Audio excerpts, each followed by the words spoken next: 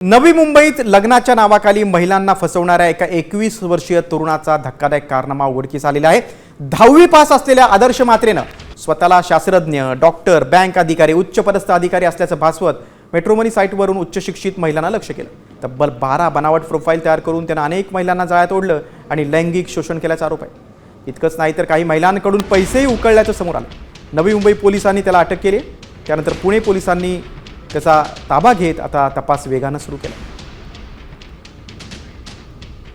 ज्या महिला उच्च शिक्षित आहेत, ज्यांना गल्लेलठ्ठ पगार आहेत आणि ज्या एकट्या आहेत, ज्यांचा डायव्होर्स झालेला आहे, अशा महिलांना आरोपी स्वतःच्या जाळ्यात ओढत होता। त्यांना सुरुवातीला आर्थिक गुंतवणुकीचं आमिष दाखवून त्यांच्याकडून पैसे लाटत होता। 96,97,000ची फसवणूक झाल्याचं निष्पन्न झालेलं आहे आणि त्यापैकी जवळजवळ 89,40,000 रुपये आम्ही हस्तगत केलेले असून त्या पीडित महिलांना परत केलेले आहे। तर आम्ही नेमके तो कुठे आहे याचा छडा लावला आणि त्याला अटक केलेली आहे।